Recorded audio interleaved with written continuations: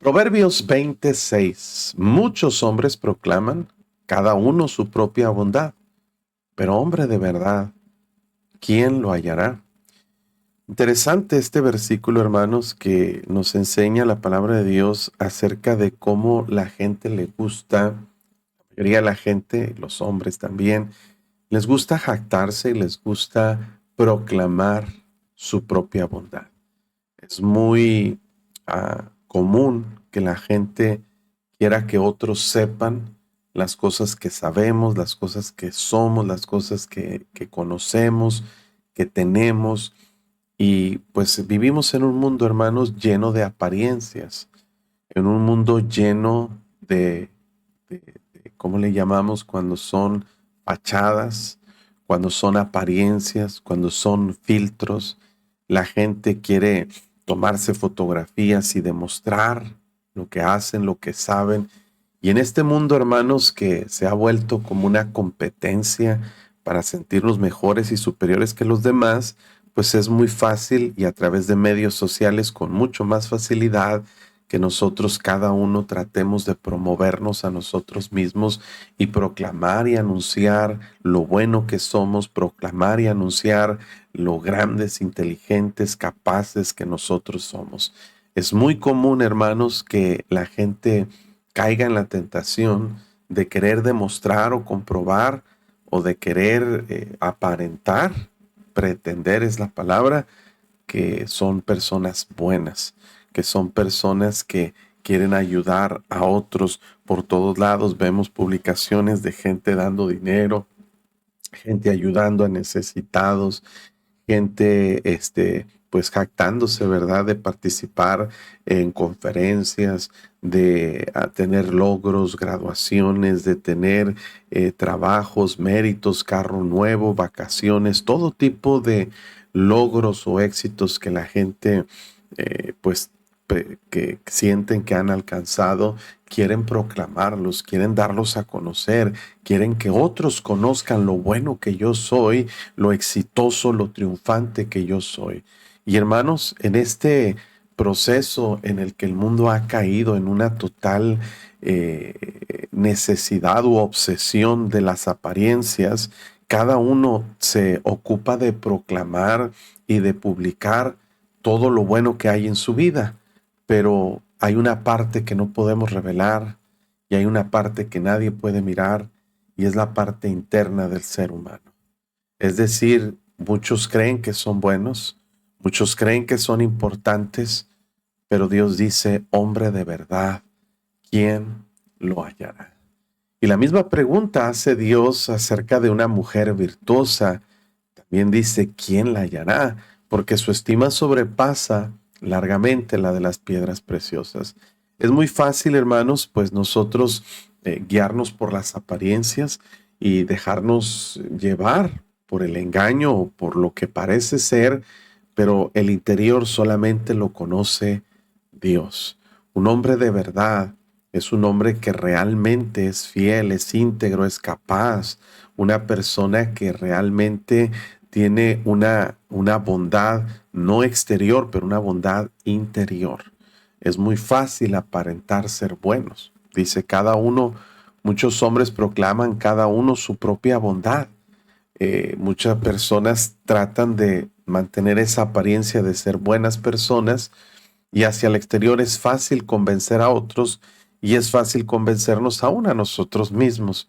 Cuando una persona, hermanos, se compara con alguien que es peor que él, pues es muy fácil encontrar un valor de referencia para nosotros convencernos o suponer que somos buenos o convencer a otros de que somos buenos. Es decir, dice un dicho en español que en el mundo de los ciegos el tuerto es el rey, ¿verdad? ¿Qué quiere decir este dicho o este refrán? Que cuando una persona se pone entre personas peores que él, en peor condición, pues aunque tiene defectos, aunque tiene limitaciones, pues lleva una ventaja competitiva. ¿Por qué? Pues porque no está en la condición de los demás que están en su entorno. Y es muy fácil convencernos o justificarnos a nosotros mismos cuando nos comparamos con personas peores que nosotros. Decimos, bueno, pues yo sé que no soy perfecto, pero al menos no soy como aquel, no soy como aquel, no soy como aquella. Y cuando ponemos un valor de referencia que está muy distanciado de nosotros, nos convencemos de que somos buenos. Como aquel fariseo que oraba en pie, dice la palabra de Dios, el Señor Jesús lo menciona, que oraba consigo mismo estando en pie y le decía a Dios, te doy gracias que no soy como los otros hombres, ni aun como este publicano. Ayuno 2 veces por semana, doy diezmos de todo lo que gano. Y bueno, pues obviamente el Señor dice que su oración no fue contestada, ni tampoco fue una persona justificada o salva. ¿Por qué? Porque hay personas que quieren convencer a sí mismo a otros de que son muy buenas personas. Y mucho sucede con la religiosidad. La religiosidad es el intento del ser humano de convencerse, de aplacar su conciencia de que son buenas personas, de que son mejores que los demás. Pero dice la palabra de Dios, hombre de verdad, ¿quién lo hallará? Lo que debemos nosotros buscar es no impresionar a la gente, no tratar de justificarnos, pero tratar de ser personas íntegras, transparentes. Y creo que está ligado este versículo 6 con el versículo 7, porque cuando dice hombre de verdad, está hablando de algo genuino, algo que es transparente, algo que realmente es lo que parece, porque una cosa es lo que decimos, pero otra cosa es lo que hacemos. Una cosa es lo que aparentamos, pero otra cosa es lo que realmente hay dentro de nosotros. Entonces, hermano, hay una relación muy cercana entre este término. Bueno, me gustaría definirlo o ver su definición en el idioma original, que no lo he hecho, pero aquí hombre de verdad es la palabra. Vamos a ver esta palabra, hombre de verdad. ¿Qué adjetivo es el que se usa? Emun es la palabra confiable, alguien que es fiel, que es verdadero, alguien que que es genuino en ese aspecto. Entonces, hombre de verdad se refiere a una persona que es fiel, una persona que realmente es íntegra, que es transparente, que es sincero, si podría decirse en la definición correcta del término.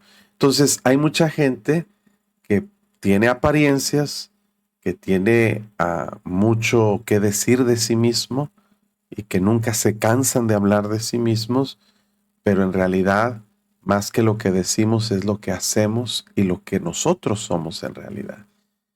Hoy en día, hermanos, y tengo que decirlo, aunque sé que tal vez no suene muy bueno para algunos, ¿verdad?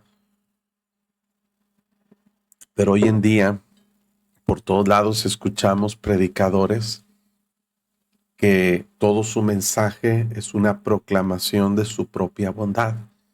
Predicadores impulsándose, promoviéndose y enalteciéndose a sí mismos.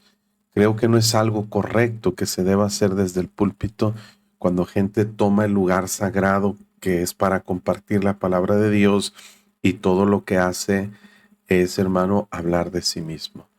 Cuando usted observa a un predicador que empieza a decir, yo gano almas, yo oro, yo leo mi Biblia, yo tengo tanta gente en mi iglesia, yo recibo, yo hago, a mí me dicen, yo tuve, yo esto, yo lo otro. Cuando en un mensaje, y yo he escuchado muchos predicadores en muchas conferencias donde se invita a personas que solamente están hablando de sí mismo, cuando en un mensaje el contenido en proporción a lo que estás hablando tiene más contenido de ti que del Señor Jesucristo y tiene más experiencias propias y anécdotas o testimonios que le quieras llamar que lo que tiene referencias bíblicas, tú estás proclamando tu propia bondad. Y es un mensaje vacío y hueco, porque te estás exaltando y promoviendo a ti mismo y no estás exaltando el nombre de Cristo y no estás exaltando la obra de Dios. Hermanos, ya debemos dejar de nosotros promover e incentivar la fama o la grandeza de predicadores que lo único que están haciendo es exaltándose a sí mismos, hablando de sí. Imagínense que en este programa la mayoría del tiempo yo estoy diciendo, no, yo cuando yo, porque a mí, es cansado. Es tedioso oír a una persona que solamente se está promoviendo o proclamando su propia bondad. Es la verdad, hermanos, hasta cierto punto es tedioso, es cansado, es molesto. Ahora, yo sé que hay mucha gente muy espiritual que pues reciben bendición de los testimonios de otras personas, pero si se prepara una conferencia, se prepara un servicio de adoración para exaltar el nombre de Dios, y el único que es puesto en un altar y el único que es exaltado y admirado es el predicador, algo no está bien en ese lugar. Dios no comparte su gloria con nadie. La Biblia nos cuenta la historia de un hombre llamado Herodes, que era un rey, ¿verdad? Que era un megalómano. ¿Qué es un megalómano? Una persona que le encanta ser exaltado y reconocido por otros. Hay muchos políticos y muchos pastores, predicadores y muchas personas que son megalómanos, que les encanta ser exaltados, les encanta tener el primer lugar. ¿Y qué sucede, hermanos? Que Herodes empieza a hablar, a arengar a la gente. Arengar es estimularlos, emocionarlos. Y hay mucha arenga en los púlpitos hoy en día. Predicadores que lo único que quieren hacer es emocionar, gritando, haciendo un show, un espectáculo, haciendo, hermanos, todo un montaje, todo un protocolo para impactar, emocionar, y díganme amén, y griten, y echen porras, y esto y lo otro. Bueno, recordemos que Herodes cayó muerto, expirado y comido por gusanos. Y está documentado secularmente la muerte de Herodes como una manera trágica, inminente, algo que sucedió espontáneamente, pero es porque Dios no comparte su gloria con nadie. Tengamos cuidado, hermanos, cuando nos promovemos a nosotros mismos y proclamamos y hablamos de lo que nosotros hacemos. Debemos ser prudentes. Dice la palabra de Dios un poquito más adelante en el capítulo 20, vamos a ver, 26, 27, 2, dice, alábete el extraño y no tu propia boca. No aparece aquí, pero aquí se los voy a mostrar.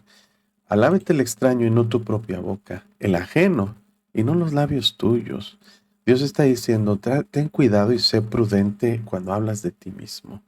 No te creas demasiado, no te exaltes demasiado, no publiques tanto de ti mismo. Digo, no eres el centro del universo.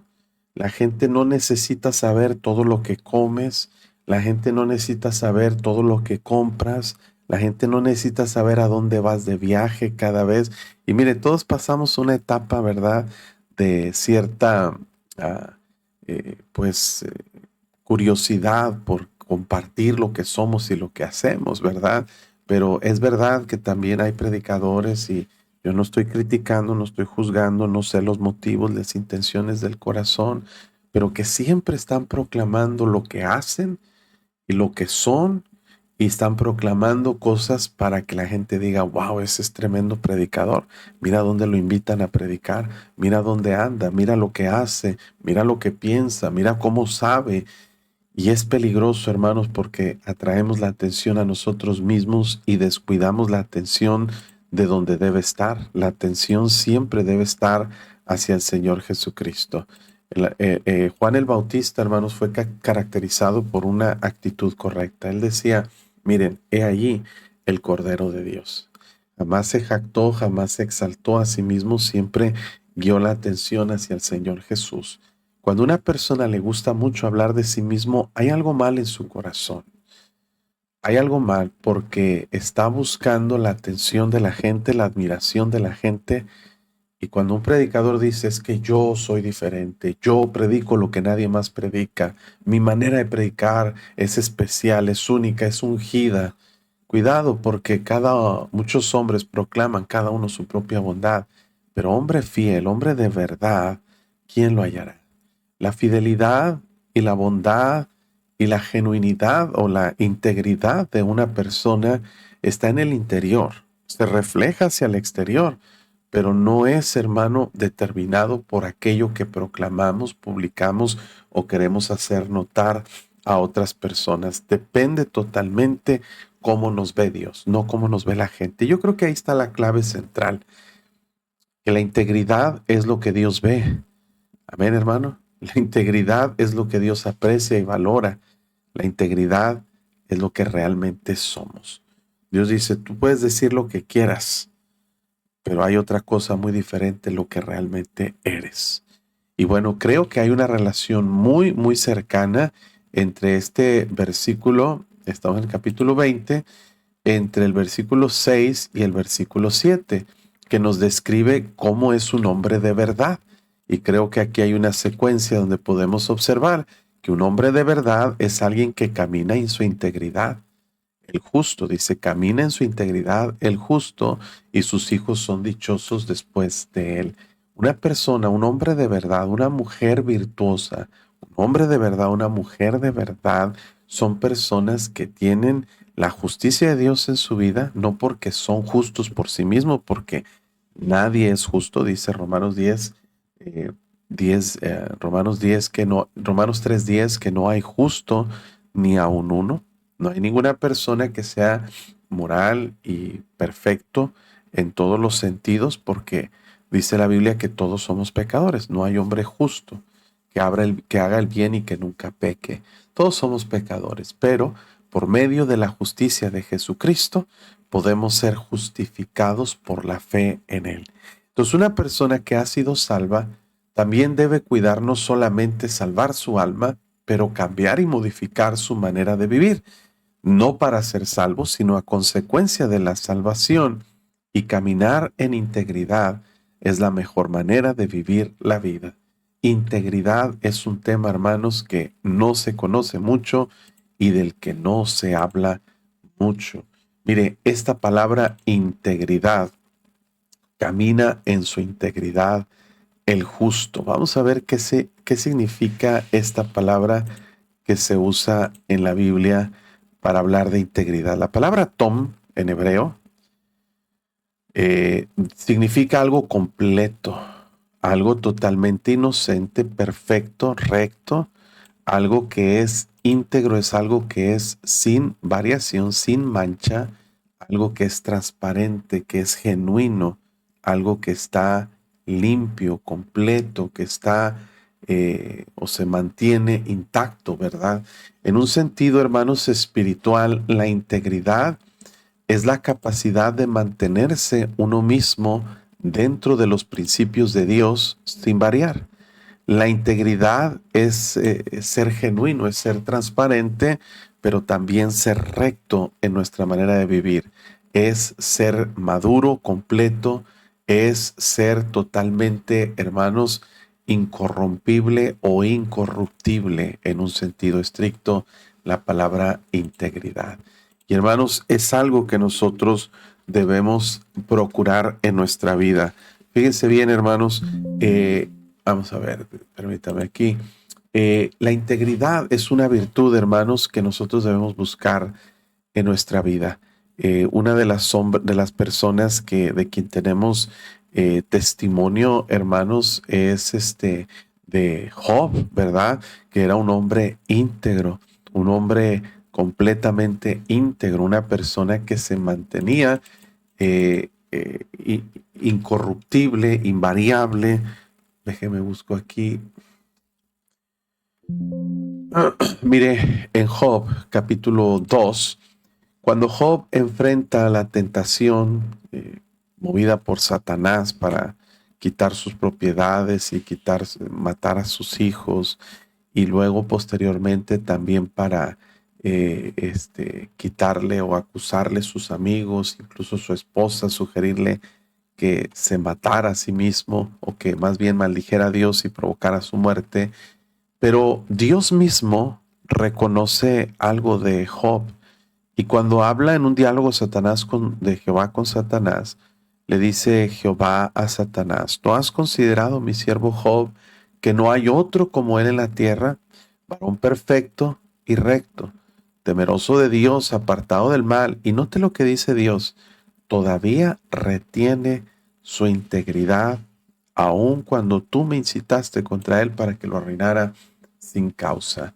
Dios está diciendo, mira, yo permití que tú afligieras a Job, que le quitaras todo, pero mira cómo él mantiene su integridad, mantiene su fidelidad al Señor, mantiene su vida espiritual, su sinceridad, su madurez, mantiene sus estándares, es decir, mantiene sus convicciones, mantiene su honestidad, su pureza, y nada le puede hacer cambiar de lo que él hizo o lo que él ha determinado hacer. Entonces, si alguien conoce lo que realmente somos es Dios, y Dios reconoce la integridad de Job.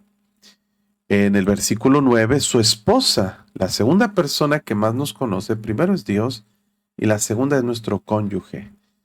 Y la esposa le dice a Job, ¿aún retienes tu integridad? Dice a Dios y muérete. En otras palabras, la esposa de Job no le dijo, mira, ya déjate de cuentos, yo te conozco. Yo sé que eres uno en la iglesia y eres otro en la casa. Eres un hipócrita, eres un doble cara. No, la esposa de Job le dijo, tú todavía sigues siendo íntegro. Todo lo que te está pasando y no has desviado tu mente, tu corazón y tu convicción para creer en el Señor, te mantienes fiel a Dios todavía. En otras palabras, la mujer de Job estaba sugiriendo que para que terminara su sufrimiento, pues entonces cambiara su actitud, dejara su integridad maldiciendo a Dios y pues Dios que de una vez lo castigara y lo matara. Pero algo que me interesa o que me llama la atención aquí es que la esposa de Job sabía que él era íntegro. Dios sabía que él era íntegro, su esposa sabía que era íntegro. Entonces, tú puedes proclamar muchas cosas y decir mucho de ti mismo, pero Dios sabe lo que eres, Dios sabe lo que yo soy. Amén. Y podría Dios decir de ti, oh, mi hijo, todavía eres íntegro, retienes tu integridad. Aunque te corrieron del trabajo, todavía sigues íntegro. Aunque pasaste por una tentación, sigues en integridad. Pasaste la pérdida de un ser querido que te dolió mucho, pero mantienes tu integridad. Fuiste tentado a ser deshonesto en algo y la pregunta es, ¿retuviste tu integridad o la perdiste? Qué fácil es perder la integridad. Para algunos se requiere, hablando de honestidad, de incorruptibilidad, de fidelidad, para algunos se requiere un poquito de dinero para perder la integridad. Te ofrecen algo, sabes que está mal, agarras algo que no te corresponde y qué triste que muchas veces perdemos nuestra integridad. ¿No cree usted eso, hermano? Hay hombres que pierden su integridad por causa de una mujer que les coquetea, que les llama la atención, una compañera en el trabajo que empieza a juguetear y coquetear. Y hay hombres que proclaman mucha bondad. No, es que yo voy a la iglesia, yo gano almas, yo leo mi Biblia, pero ¿serás alguien íntegro, alguien fiel? Una persona que es un hombre de verdad, una mujer de verdad, mantiene su integridad. Y dice la palabra de Dios, en su integridad camina el justo. Tu manera de vivir es inamovible. No hay quien te convenza, no hay quien te desvíe y quien te haga tropezar, porque estás determinado a ser una persona íntegra e incorruptible. Te ofrecen faltar a la iglesia el domingo para trabajar, te ofrecen hacer algo deshonesto, algo inmoral. Muchos jovencitos, hermanos, tristemente no pueden controlar sus impulsos y pierden su integridad en el momento que una muchachita les coquetea o en el momento que algún joven las seduce a las señoritas y pierden su integridad con mucha facilidad. Dios sabía que Job era íntegro. Su esposa sabía que Job era íntegro. Muchos podemos proclamar ser muy buenas personas. Podemos aparentar ser muy buenos en la iglesia, pero Dios te conoce y tu esposa te conoce. Ella sabe exactamente cómo eres. Tus hijos te conocen. Saben si eres íntegro o eres puro engaño. Recuerdo que una vez teníamos en la escuela cristiana, en nuestra escuela había un jovencito que se portaba mal, era bien rebelde. Entonces yo lo llevé a mi oficina y le dije, mijo, ¿por qué te portas así? Le digo, desde niño estás en la iglesia, tienes una buena familia, tienes buenos padres. Y cuando dije eso, tus padres son muy fieles, son buenos cristianos. Este jovencito volteó la cara y dijo, si supiera. ¿Cómo, mijo? ¿Qué me estás diciendo? Dice, ¿usted piensa que la gente que viene a la iglesia son iguales en la iglesia y en la casa? Está muy equivocado. Y bien amargado este jovencito me dijo, los cristianos son una bola de hipócritas. Me lo dijo así, hermano. Y este jovencito estaba hablando obviamente de sus papás. Dice, usted los ven aquí muy con corbata y con Biblia y con mucho conocimiento y ganando almas, pero usted no sabe cómo son en la casa. ¿Cómo me dolió escuchar eso de este jovencito lastimado, amargado? Bueno, hermanos, pues resultó ser cierto. El papá de este jovencito engañó a su esposa y se fue con otra mujer, con una menor de edad. Y yo sé que gente va a saber de quién estoy hablando probablemente. Y este jovencito ahora está juntado con una muchacha que no está casado, está en drogas, está hundido en el pecado. Su esposa, la esposa de este hermano, pues obviamente ya no va a la iglesia. Su hija se casó con alguien que no es cristiano, parece como un borracho. Y me duele criticar, no estoy criticando, pero estoy hablando de los efectos que produce la falta de integridad. Si hay algo que destruye y lastima el corazón de nuestros hijos, hermano, míreme por favor, es la falta de integridad. Toda la familia está destruida porque un hombre no fue íntegro. Cómo proclamaba su propia bondad. Cómo hablaba conmigo de preguntas y debates bíblicos y sabía mucha Biblia. Pero hombre de verdad, ¿quién lo hallará? Hermano, el daño más grande de ser unos en casa y otros en la iglesia, esa hipocresía que realmente sí hay en muchos hogares, es hacia tu propia familia, hacia tus propios hijos, porque ellos, hermano, experimentan una gran confusión en su vida cuando ellos ven una cosa en la iglesia y otra cosa en la casa totalmente diferente. En la iglesia, pastor, le amamos, oramos por usted, que el Señor le use. Y en la casa, que se cree ese sinvergüenza mantenido y bla, bla, bla, y guana, guana, y echamos hasta de lo que se va a morir. Criticamos y no cuidamos nuestra integridad. Integridad es ser genuinos, ser transparentes, ser honestos, ser fieles. Oh, mis hermanos, qué importancia tiene esto. ¿Sabía usted, hermano, que el argumento principal que la gente pone por el que no quiere ir a una iglesia es la falta de integridad de los cristianos? Es que hay puros hipócritas. Falta de integridad es falta de transparencia, honestidad, sinceridad y falta, hermanos, de fidelidad a la vida espiritual que nosotros debemos, suponemos tener. Dios sabía que Job era íntegro. Su esposa sabía que él era íntegro. ¿Podría tu esposa decir o tu esposo decir, no, fíjese, ayer hablé con un hombre y este hombre pues había tenido un problemita, su esposa con alguien más, y este hombre me dijo, pastor, usted no sabe de mi esposa. No conozco una mujer que ore, que lea su Biblia, que haga más por Dios? Qué hermoso que un cónyuge se pueda expresar así de su pareja, con respeto, como diciendo, es una buena cristiana y yo la voy a defender. Le dije, hermano, estás en todo tu derecho y así debe ser. Pero qué triste cuando mujeres u hombres vienen diciendo, si usted lo conociera, pastor, si usted supiera cómo es, cómo me trata, cómo actúa, cómo habla. Hermano, debemos cuidar mucho nuestra integridad.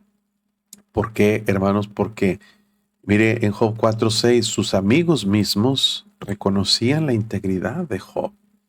Está hablando aquí Elifaz y le dice, ¿no es tu temor a Dios tu confianza? ¿No es tu esperanza la integridad de tus caminos? Ciertamente que sí era. Porque, hermanos, Job era una persona íntegra. Y la integridad comienza, hermanos, con una decisión. Job dijo esta declaración en 27:5, nunca tal acontezca, que yo os justifique.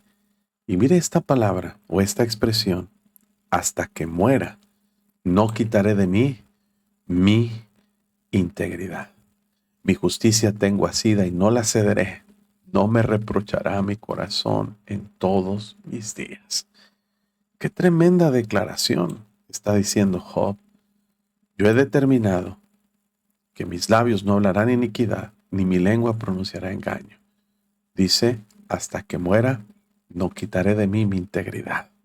Puedes ponerme una pistola en la cabeza. Puedes hacer conmigo lo que quieras, pero hay algo que no puedo perder y no puedo quitar. Tengo asido, agarrado, mi justicia, mi integridad.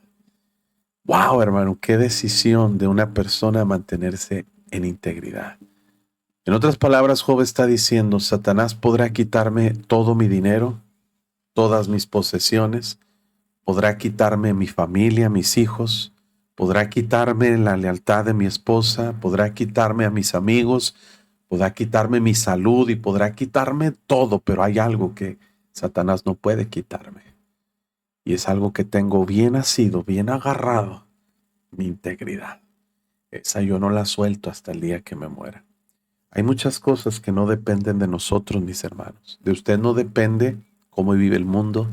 De usted no depende la economía. De usted no depende la moralidad de este mundo, de esta sociedad. De usted no depende el dolor, la enfermedad, el quebranto. Pero hay algo que sí depende de usted. Su integridad. Y es algo que debemos aprender, aferrarnos, asirnos a ella. Y es algo, hermanos, que debemos nosotros buscar todos los días en nuestra vida. Y mire, hermano, es algo que debemos buscar. Dios dice en el Salmo 15, pregunta a David, o pregunta el salmista, Jehová, ¿quién habitará en tu tabernáculo? ¿Quién morará en tu santo monte santo? Y Dios responde, el que anda en integridad y hace justicia y habla verdad en su corazón. El que no calumnia con su lengua, ni hace mal a su prójimo, ni admite reproche alguno contra su vecino, aquel cuyos ojos el vil es menospreciado. Pero note que primero menciona integridad. Habitar en el monte santo, cuando lo estudiamos este salmo, es una posición de comunión cercana con Dios. Esos son aquellos hermanos que tienen una mejor relación con Dios. Y es una determinación. Mire, el Salmo 26, versículo 11, dice el salmista, mas yo andaré en mi integridad. Redímeme y ten misericordia de mí. Mucho se jactó, bueno, no se jactó, pero argumentó David de tener una integridad. Aunque él falló, él fue un hombre conforme al corazón de Dios. En cuanto a mí, en mi integridad me has sustentado y me has hecho estar delante de ti para siempre. Entonces, hermanos, la integridad es una virtud, hermanos, que debemos aprender a buscar en nuestra vida. Miren Salmo 84:11, porque sol y escudo es Jehová Dios. Gracia y gloria dará Jehová, no quitará el bien de los que andan en integridad. Qué tremendo, ¿verdad? Dios no va a quitar el bien, la bendición para aquellos que andan en integridad. Hay dos maneras de vivir la vida. ¿Existe la manera, hermanos, chueca, torcida y perversa de este mundo? ¿O vivir y andar en integridad? Entonces, mire el Salmo 101:2. Entenderé el camino de la perfección cuando vengas a mí. En la integridad de mi corazón andaré en medio de mi casa. Qué bueno, qué bonito este versículo. La integridad, hermano, no es algo que se proclame exteriormente. No es algo que comienza en la iglesia o en la calle o en el trabajo. Es algo que comienza en medio de la casa, ahí donde vives. ahí donde está tu esposa, ahí donde están tus hijos, que son los que te ven todos los días, es donde comienza este asunto de la integridad. Salmo 101:2. Mire conmigo aquí en Proverbios 10:9. El que camina en integridad anda confiado, mas el que pervierte sus caminos será quebrantado. Ahí está el sentir y totalmente ahí la antítesis de de este paralelismo que se menciona mucho en Proverbios. El que camina en integridad anda confiado, el que nada debe, nada teme. Pero el que pervierte sus caminos, pierde su integridad, va a ser quebrantado. Es una promesa inamovible de Dios. Proverbios 11:3 dice que la integridad de los rectos los encaminará, pero destruirá a los pecadores perversidad. Entonces, integridad es mantenerte firme y fiel, incorruptible, transparente, sencillo, confiable, sincero. Y el opuesto o el antónimo de integridad es perversidad, porque perversidad es algo que se tuerce, se corrompe, se desvía, se enchueca, se echa a perder. Entonces, ¿eres íntegro o perverso? Según el concepto de Dios. Dice aquí, 11:3, la integridad de los rectos los encaminará. Es decir, es como encaminar, es como mostrar el camino, la dirección que debemos tomar. Las decisiones de nuestra vida son determinadas por nuestra integridad. Oye, te tengo una propuesta. Y en esa propuesta implica perder mi integridad. Pues la integridad me encamina, o sea, me ayuda a tomar la decisión porque ni siquiera lo considero. Para Dios, Proverbios 19:1 dice que mejor es el que camina en integridad que el de perversos labios. ¿Dónde está? Aquí lo voy a quitar. Mejor es el pobre que camina en integridad que el de perversos labios, sí. Y fatuo. Es decir, hermano, hay personas que para perder o para prosperar o avanzar en su vida tienen que corromperse, tienen que robar, tienen que hablar mal de otros, mentir, engañar.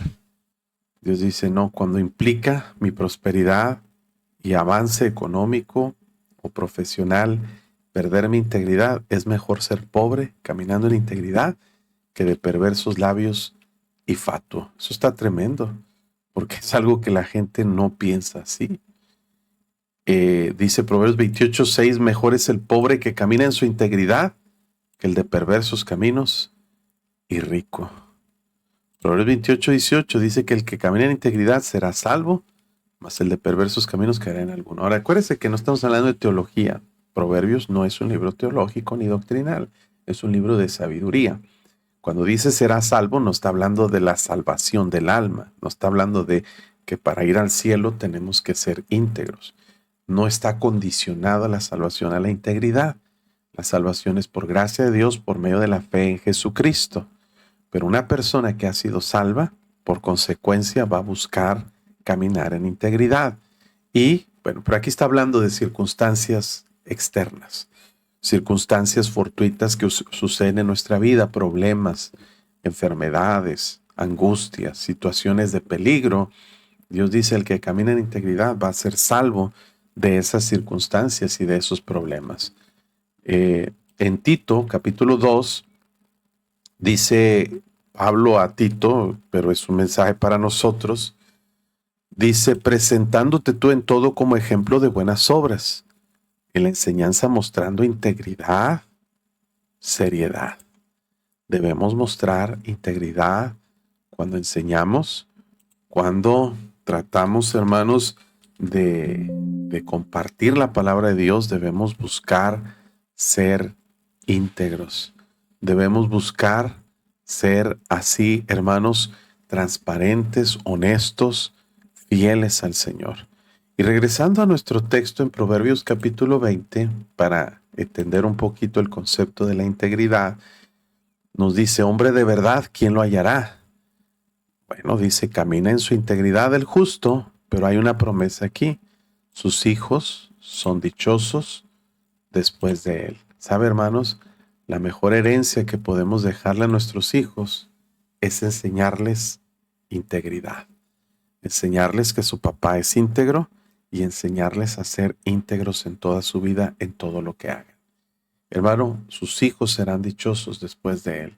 La integridad trae beneficios y bendiciones de parte de Dios a nuestra vida, y cuando nuestros hijos ven y aprenden ese estilo de vida, esa manera de andar, de actuar, de vivir, bueno, pues hermanos, ellos mismos van a tener la dicha y la felicidad de poder vivir esa misma vida. Tú le puedes dejar a tus hijos millones en una herencia, pero esos millones, si no son íntegros, el dinero los va a echar a perder. La prosperidad de los necios los echará a perder, dice Proverbios 1.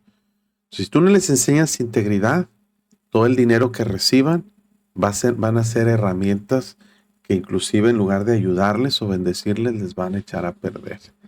Y esto lo hemos visto una y otra vez con aquellos que reciben herencias millonarias, pero no recibieron temor de Dios en su vida, y esas herencias, ese dinero, lo único que hizo fue provocar abusos, excesos, inclusive terminar con su propia vida. El club de aquellos hombres que murieron jóvenes y mujeres jóvenes fueron personas que agarraron dinero, pero no tenían integridad, no tenían temor de Dios, y el dinero fue causa de su propia ruina. Hay más gente que muere joven con dinero que sin dinero. Y piensen esto. ¿Por qué, hermanos? Porque si no hay integridad, de nada sirve el dinero. Entonces la mejor herencia que le puedes dejar a tus hijos es ser íntegro y, hermano, enseñarles esa manera de vivir. Cuando mis papás murieron, ellos, hermano, no tenían nada. O sea, no nos dejaron una casa, no nos dejaron un carro, no nos dejaron un centavo. Una semana antes que mi papá muriera, en el 2008, yo andaba, hermanos, con mis tarjetas de crédito buscando comprar un terreno funeral porque sabía que a mi papá no le quedaba mucho tiempo. Y comprando un servicio funerario que tardamos meses en pagar. No me estoy quejando, estoy diciendo que no nos dejaron nada, absolutamente nada material. Pero ¿sabe una cosa, hermanos? Hubo una herencia que mi papá me dejó. Me enseñó a ser un hombre íntegro y honesto. Mi papá sí era un hombre íntegro y honesto. Mi papá jamás le fallaba ni a Dios ni a la gente. Cuando mi papá trabajaba, siempre que trabajó, aunque estaba enfermo, hermanos, y recibía su salario, y yo recuerdo desde niño que mi papá decía, esto le pertenece a Dios, sacaba el 10% de su sueldo, sacaba promesa de fe a misiones, él tenía sobres en su casa, guardaba el dinero y nos decía a todos, hey, nadie vaya a tocar esto, no sean ratones, nos decía, esto es de Dios. Así nos decía mi papá, así nos enseñó. Hermanos, era tan íntegro mi padre que la verdad, hermanos, él nunca yo supe ni vi que él robara, que él se quedara con algo que no le pertenecía. Y él hacía promesas, las cumplía. Él daba su palabra y la ponía en obra. Entonces, hermano, yo nunca recibí dinero de mi padre, pero recibí un buen ejemplo. Y la promesa de Dios se cumple porque hoy en día tengo 44 años y yo nunca he visto, hermanos, ni he necesitado del dinero que Él me pudiera haber dejado, ni he visto sufrimiento, dolor y quebranto por causa de malas decisiones, porque estoy tratando de seguir el ejemplo que mi propio padre me dio. Igual mi mamá. Entonces, hermanos, la promesa de Dios es que cuando nuestros hijos nos ven que somos honestos, íntegros, transparentes, nuestros hijos con más confianza dicen, yo quiero ese mismo camino. Qué hermoso sentí cuando mi hija nos escribió una cartita y nos dice, estoy orgullosa de ustedes como padres que son cristianos verdaderos y mi meta es ser como ustedes son y que ustedes estén orgullosos de mí. Eso me quebrantó, me llenó, hermanos, me hizo ser el hombre más rico del mundo. ¿Por qué? Porque no necesitamos dinero, lo que necesitamos es integridad. Eso es lo más importante y lo más valioso en nuestra vida. Y podríamos hablar mucho sobre este tema, pero yo creo que este versículo nos enseña uno de los valores más grandes que debe haber en la vida de un cristiano. Camina en su integridad el justo y sus hijos son dichosos después de él. El versículo 8 dice que el rey se sienta en el trono de juicio y con su mirar disipa todo mal. Debemos recordar que este proverbio fue escrito por un rey, el rey Salomón, y él mostraba cómo una de las funciones que él tenía como rey era sentarse en su trono y muchas veces él tenía que decidir sobre asuntos muy complicados. Recordamos casos que Salomón juzgó, uno, el más famoso de todos, cuando vinieron dos mujeres, ¿verdad?, que vivían juntas y las dos tenían un bebé que había nacido casi al mismo tiempo y recordamos que el bebé de una de ellas murió en la noche y la historia decía que aparentemente la que murió su bebé fue a donde estaba el bebé de la otra y puso el bebé muerto en lugar del bebé vivo, agarró el bebé vivo y dejó al bebé muerto. Y hubo un gran debate porque no había manera de resolver quién era la verdadera madre del hijo que estaba vivo y quién era la madre del que estaba muerto. No había exámenes de ADN, no había exámenes de sangre que pudieran corroborar la genética de quién era la verdadera madre. Así es de que tenía que el rey sentarse y juzgar sobre ese asunto y determinar quién era la verdadera madre. Con la sabiduría de Dios, Salomón manda a traer una espada y dice, pues vamos a partir al bebé que está vivo y le vamos a dar la mitad a una y la mitad a otra, se están peleando por él. Y una de las madres dijo, sí, pártanlo. Y bueno, eso evidenció que el bebé de ella ya estaba muerto y ahora quería y se consolaba con que el otro bebé también muriera. Si no, si el mío está muerto, que se muera el otro también. Pero la verdadera madre sale su instinto maternal y dice, no, denle el bebé a ella. Prefiero que esté con ella a que lo maten. Y Salomón dijo, dénselo a ella. Ella es la verdadera madre. Eso para nosotros es sorprendente, pero en los tiempos bíblicos mucho más, porque la fama de Salomón se había extendido por toda la tierra y de todo el mundo venía gente a visitar para escuchar la sabiduría de Salomón. Salomón fue un hombre, hermanos, que aprendió a juzgar con sabiduría todos los asuntos y a veces con su propia mirada, solamente viendo y considerando los hechos, Dios le daba sabiduría para saber qué hacer y qué decisiones tomar. Pero sin duda se equivocaba, porque no era perfecto. Pero mire, nosotros tenemos un rey que sí es perfecto, un rey que sí se sienta en su trono de juicio y que con su mirar, él sí disipa todo mal. No hay manera de engañar a Dios. No hay manera de escondernos de Dios. Deme un segundito, por favor.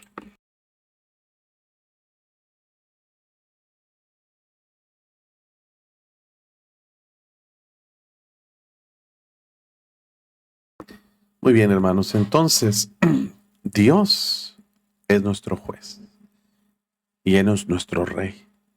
Y Él, hermanos, está en su trono y Él mira todas las cosas y Él sabe todas las cosas.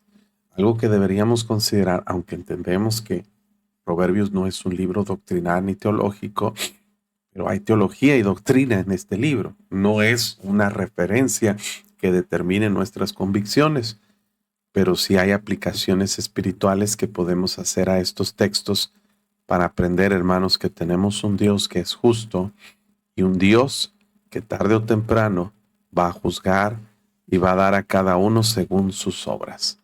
Y en base también a este versículo, entendiendo, hermanos, que hay un rey que está sentado en su trono, que con su mirar disipa, no quiere decir que quita el mal, quiere decir que examina, escudriña, como cuando hay neblina y quita lo que se esconde y se disipa esa neblina y todo está claro delante de sus ojos.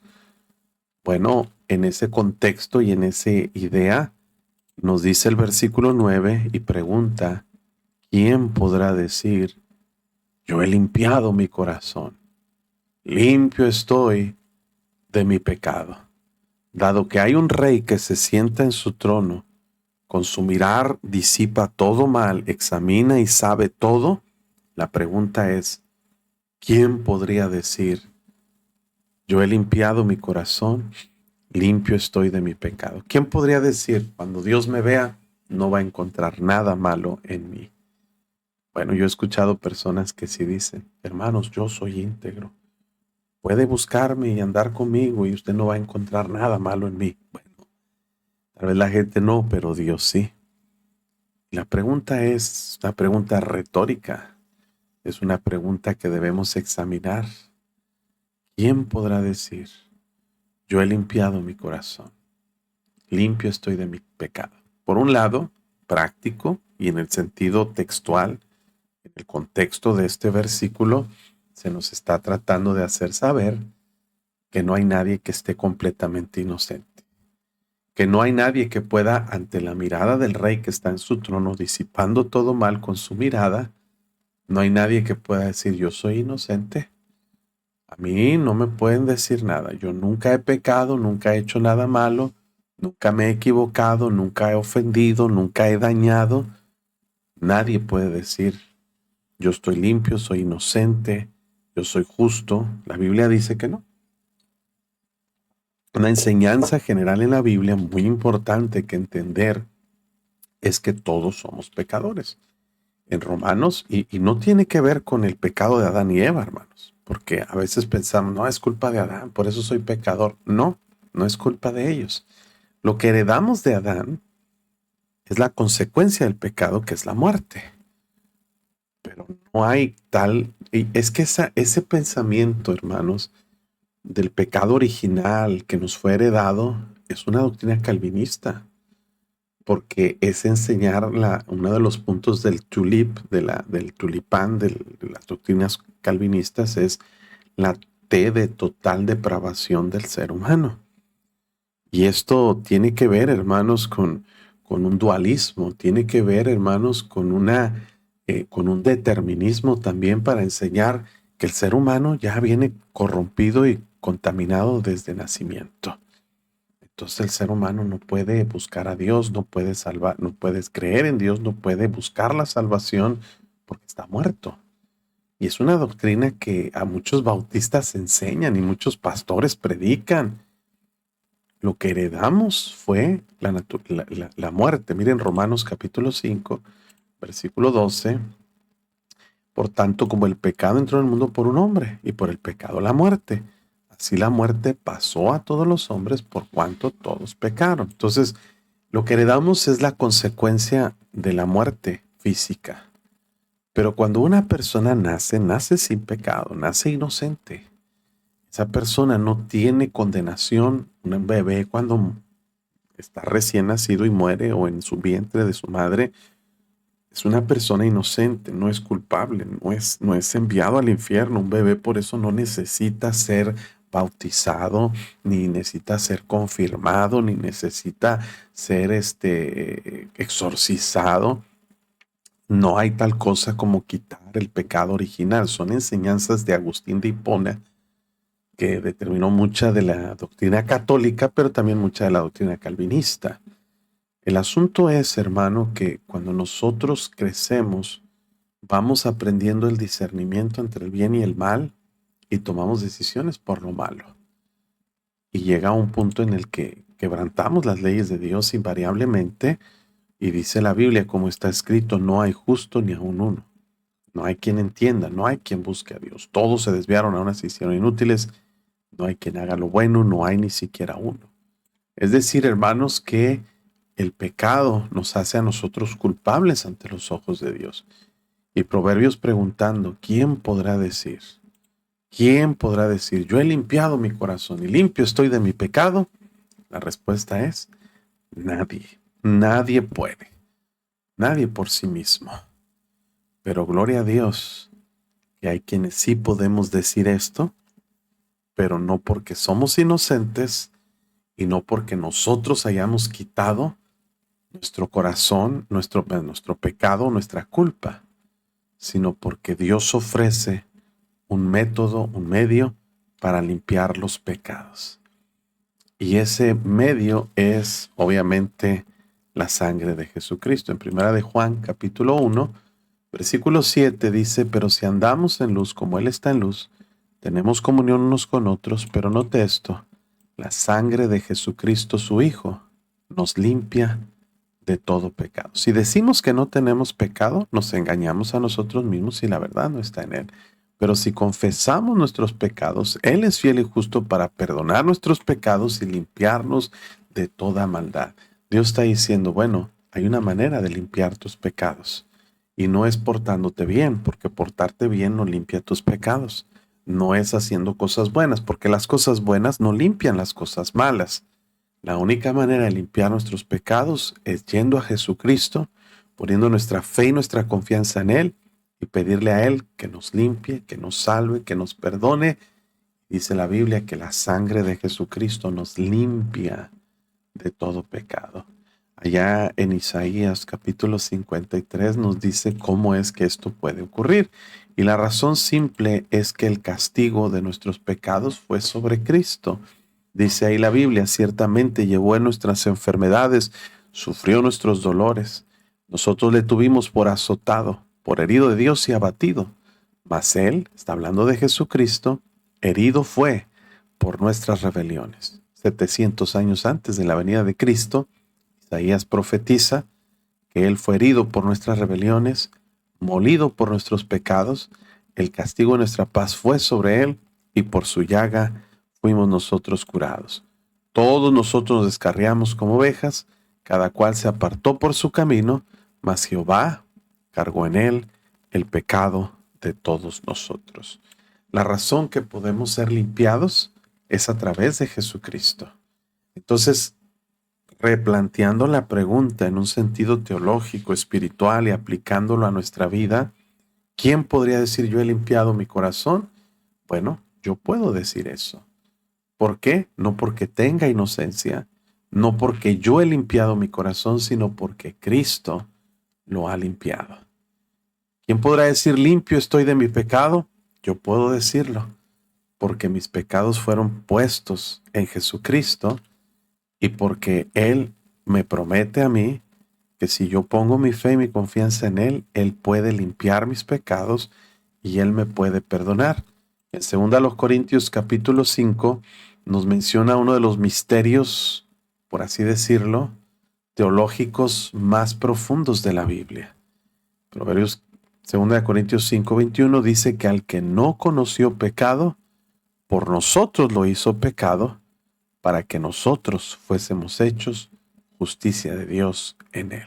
Cristo nunca pecó, pero pagó por nuestros pecados, murió por nuestros pecados, y Él está dispuesto a perdonarlos a través de su sangre. Y todo esto tiene que ver con un sentido de la expiación, con un sentido, hermanos, de la imputación de los pecados nuestros a Cristo y la justicia de Cristo impuesta o imputada a nosotros. Es algo hermoso saber que somos salvos por su gracia, que somos perdonados por Él y que nuestros pecados pueden ser limpiados a través de Jesucristo.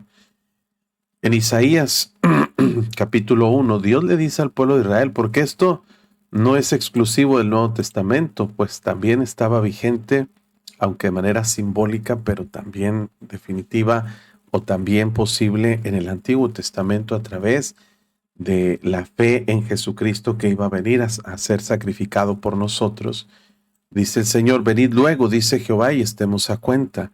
Si vuestros pecados fueren como la grana, como la nieve serán emblanquecidos, y si fueren rojos como el carmesí, vendrán a ser como blanca lana. La pregunta es, ¿quién puede decir, yo he limpiado mi corazón, limpio estoy de mi pecado? La pregunta para ti esta mañana que estás escuchando, ¿podrías tú decir que tu corazón ya fue limpiado y que tus pecados ya fueron perdonados? Si tú no estás seguro de ello, tú necesitas poner tu fe en Jesucristo. Si tú me mandas un mensaje de texto por mi WhatsApp que está aquí y tú me dices, pastor, yo no estoy seguro de ser salvo, yo no estoy seguro de ir al cielo el día que yo muera, yo te voy a mandar en ese mensaje un video donde te voy a explicar claramente cómo puedes ir al cielo el día que tú mueras, cómo puedes ser salvo. Y es algo, hermanos, que queremos que usted lo entienda, que usted, todos los que escuchan esta transmisión, tengan la certeza de que Dios ha limpiado su corazón. Terminamos aquí en el versículo 10, donde dice la Biblia y reitera, estamos hablando de integridad, estamos hablando de salvación, pero también habla de honestidad. Parte de la integridad, mis hermanos, es ser cabales, ser honestos. Y dice el versículo 10, pesa falsa y medida falsa, ambas cosas son abominación a Jehová.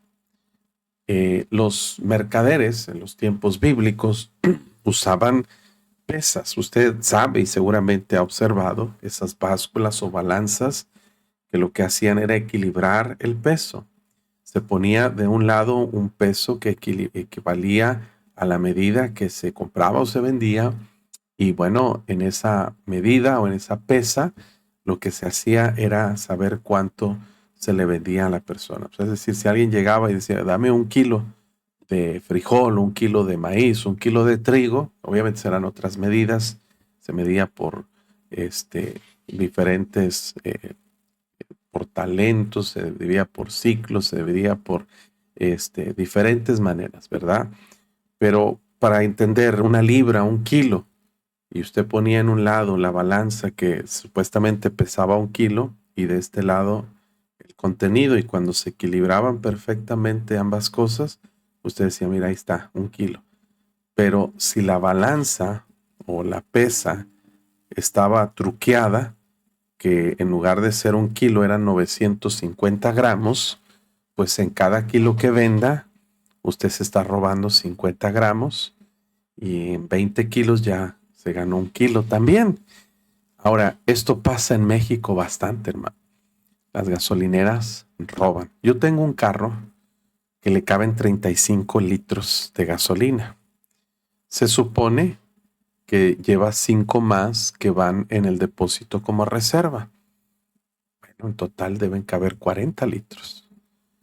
Se supone que en las líneas y en todo y la bomba y todo eso, le quepa 1 o 2 litros más. Ayer llegué a llenar el tanque, hermanos, y cuando iba a 46 litros, según la marca de la bomba, llevaba 1,100 pesos. Mire, 46 litros son un poquito más de 11 galones.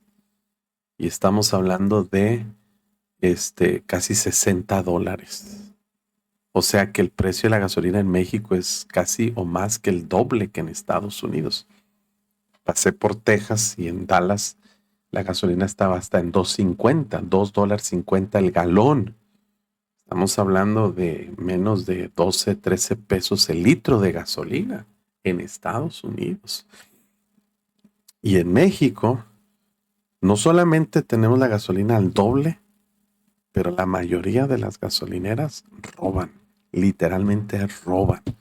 Están programadas, están truqueadas para que cuando cargan gasolina se roban yo calculé como el 10%. O sea que cada litro echaban 900 mililitros.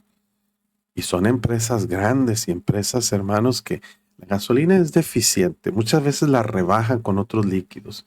Muchas veces está carísima y aparte te roban. O sea, es descaro y desfachatez.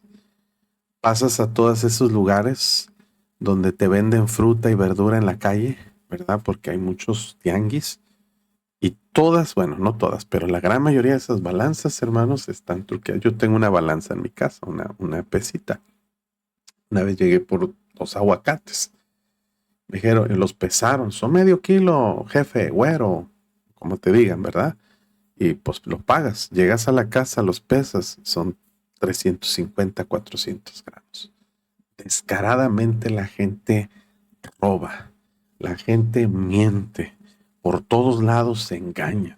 No puedes confiar prácticamente en nada, hermanos. Recuerdo que compré un teléfono celular por internet y me mandaron una copia china de ese teléfono. Y la verdad, hermanos, que me robaron. ¿verdad que me defraudaron? ¿Por qué, hermanos? Porque la gente miente, engaña. El mundo está así de corrupto, de corrompido, está así, hermanos, y lo ven con naturalidad. En México hasta se dice esta frase: el que no tranza, no avanza. Mire qué descaro y desfachatez. Políticos roban, empresarios roban, los usuarios roban. Mucha gente, hermanos, le pone ahí changuitos, le llaman, o ¿cómo le llaman también? Diablitos le llaman a los medidores para puentear la luz sin que pase por el medidor. Se roban la luz.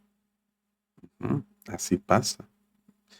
Iglesias se roban la luz, se roban el agua, se roban, hermanos, el internet, se roban el cablevisión, se roban el Netflix. Ya no hay moralidad, ya no hay respeto, hermano. Peso falsa y medida falsa habla de deshonestidad. Habla de ser faltos de integridad en nuestro trato y en nuestros negocios. Le robamos a Dios, le robamos a la iglesia, le robamos a la gente, mentimos y a veces lo hacemos con mucha naturalidad. En México nos quejamos mucho de la corrupción que hay en el gobierno y hay corrupción en el gobierno. Aunque el presidente diga, el expresidente diga que se acabó la corrupción, yo no sé de dónde sacó eso, no se acabó la corrupción. Hay retenes en las carreteras a Reynosa, en Laredo, en todos lados que te paran y te quitan dinero por todo y por nada. Me pararon una vez yendo a Reynosa, el retén que está ahí de la policía fiscal. Traía unas placas de una camioneta que íbamos a traer, legales, bien, todo. Y me dice el de ahí, yo no sé si esas placas son falsas o son reales. Dije, chéquelas en internet, ahí están, aparecen en Repube, aquí está todo, la tarjeta de circulación, mi credencial, está mi nombre. Revíselas. No, es que para revisar eso yo me voy a tardar 72 horas. Y en ese lapso de tiempo te puedo llevar detenido. Vas a llevar detenido. Yo aquí está mi celular, yo te lo checo. No, tenemos que checarlo en el sistema, en la Procuraduría. Y bueno, ¿qué me estás diciendo? Pues que pues tú decides si te quieres ir detenido 72 horas mientras yo investigo o te quieres ir libre. Pues me quiero ir. No, pues dame 2,000 pesos y te dejo ir. Le dije, yo soy pastor, no te puedo dar soborno. No, soborno, dice. Es asesoría legal. Fíjate qué desfachatez. Y la verdad es que fue un robo, fue un asalto. Le dije, no, tú me estás asaltando, me estás extorsionando. Y le di los 2,000 pesos porque la verdad sí me iba a llevar detenido, hermano. Y yo no quería, en Reynosa, yo no quería estar detenido. Dije, no, esto es un chantaje, es una extorsión, es un asalto. No, es asesoría legal. ¿Qué le estoy diciendo, hermanos? Que el mundo está corrompido, México está corrompido. Pero no es culpa del gobierno, no, señor. No es culpa del crimen organizado, no se equivoquen. Es culpa de los padres que enseñamos con mal ejemplo a nuestros hijos porque somos igual de corruptos. Porque nosotros toleramos muchas cosas en nuestra vida. Desde que nos dan feria de más en una tienda y nosotros vemos, oh, me dieron 100 de más. ¿Y sabe qué hacemos? Nos los echamos a la bolsa. Y nuestros hijos ven. Nuestros hijos ven. ¿Sabe por qué, hermano? Porque no hay integridad. Este mundo se está pudriendo, moralmente hablando, por la falta de integridad, por la deshonestidad. Ahora, ¿cuál es la opinión de Dios sobre eso? ¿Qué dice aquí? Peso falsa y medida falsa. Ambas cosas son abominación a Jehová. Es algo que Dios aborrece. Y bueno, hermanos, hasta aquí vamos a llegar con la lectura, la meditación. Considere qué tan íntegro o íntegra es usted y ponga mucho cuidado en sus caminos, en su conducta.